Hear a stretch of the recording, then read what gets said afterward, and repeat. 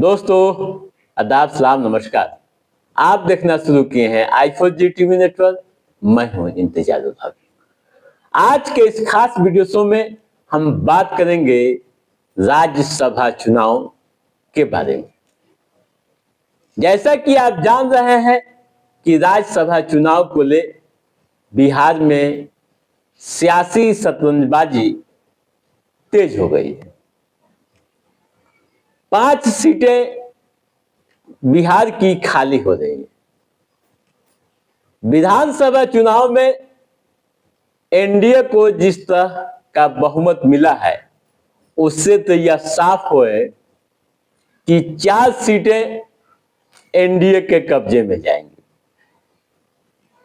5वीं सीट को लेकर घमासान मचा हुआ है। इसी बीच बड़ी खबर यही है कि आरजेडी हिना साहब को राज्यसभा में भेजना चाह रही। अब सवाल यहां यह उठ रहा है कि आरजेडी हिना साहब को क्यों राज्यसभा में भेजना चाह रही। क्या है आरजेडी की प्लानिंग? अगर आरजेडी अपना उम्मीदवार बनाती है हिना साहब को, तो यह संभव है? क्या लगता है आपको? दोस्तों, टू द पॉइंट हम बात करने जा रहे हैं। आप ध्यान से सुनिएगा, समझिएगा और इस मामले में आप क्या अनुभव रखते हैं, कमेंट बॉक्स में सुझाव अपना जरूर दीजिएगा। दोस्तों, जो सियासी गलियारों में चर्चाएं हो रही है, उसके अनुसार हिना साहब को महागठबंधन अपना उम्मीदवार बनाएगा।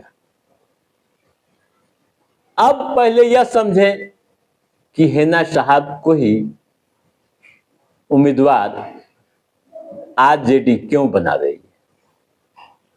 दोस्तों, जो सियासी जानकार कह रहे हैं, जो राजनीतिक पंडित कह रहे हैं, उन पर भरोसा करें तो आप यह जान लीजिए कि अपना मुस्लिम वोट बैंक बचाने के लिए आरजेडी यह रणनीति अपना रही है। विधानसभा चुनाव में आरजेडी के बिखरते वोट बैंक असदुद्दीन ओवैसी की पार्टी एआईएमआईएम की मजबूत पकड़ का यह परिणाम माना जा रहा है।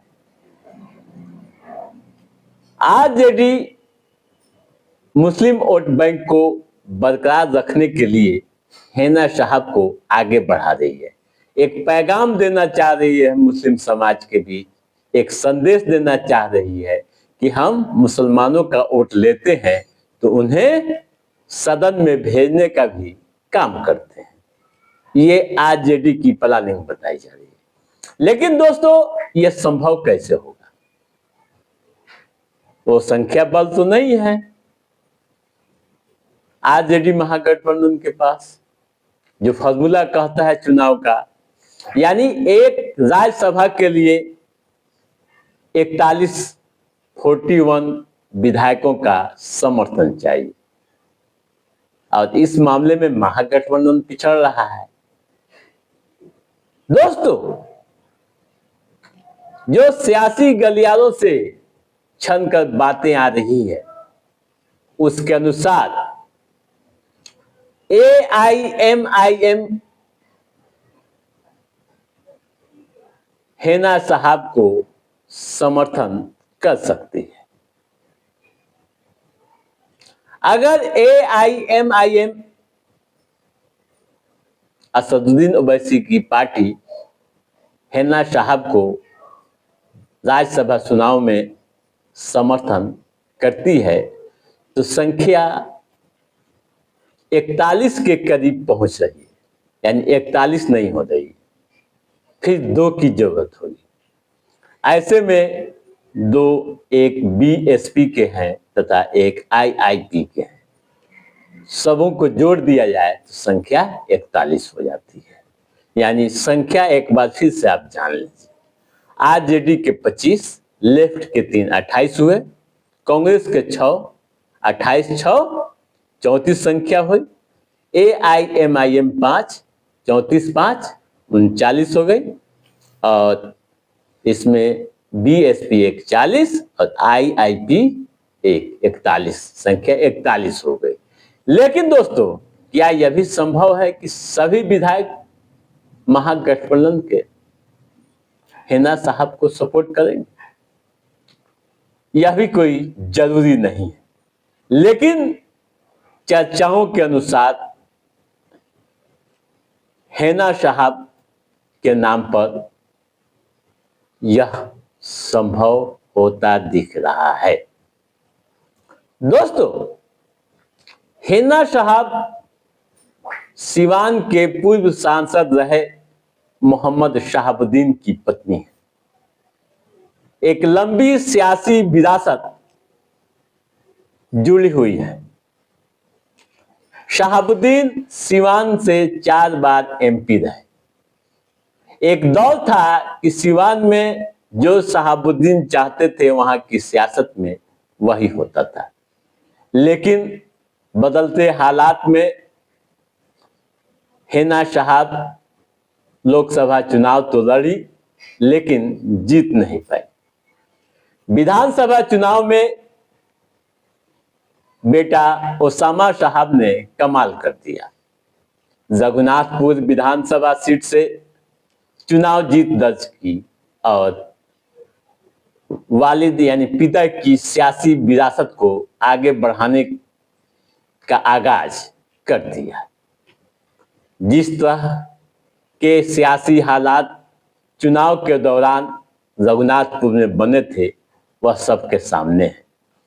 बीजेपी के सभी दिग्गज वहां पहुंचे थे और हर हाल में वह सीट निकालने की कोशिश कर रहे थे, लेकिन वहां की जनता ने किसी की नहीं सुनी और ओसामा साहब को अपना विधायक बना दिया। दोस्तों, ओसामा साहब तो विधायक बन गए। अपने पिता की विरासत को किस हद तक आगे बढ़ाने में वह कामयाब होंगे यह तो समय तय करेगा, लेकिन हिना साहब के नाम पर जो चर्चाएं हो रही है, अगर वे राज्यसभा में जाती हैं तो इसका क्या असर आगामी सियासत पर पड़ेगा यह भी देखना दिलचस्प होगा। तो दोस्तों, आज के इस एपिसोड में बस इतना ही। कैसा था हमारा ये एपिसोड आप लाइक और कमेंट करके हमें जरूर बताइएगा। यदि आपने हमारे चैनल को सब्सक्राइब नहीं किया है तो सब्सक्राइब भी कीजिएगा, ताकि इस तरह की महत्वपूर्ण राजनीतिक गतिविधियों से संबंधित जो भी अप टू डेट है उससे हम समय समय पर आपके बीच पहुंचाते रहेंगे। तब तक आप अपने दोस्त को दिए इजाजत। नमस्कार।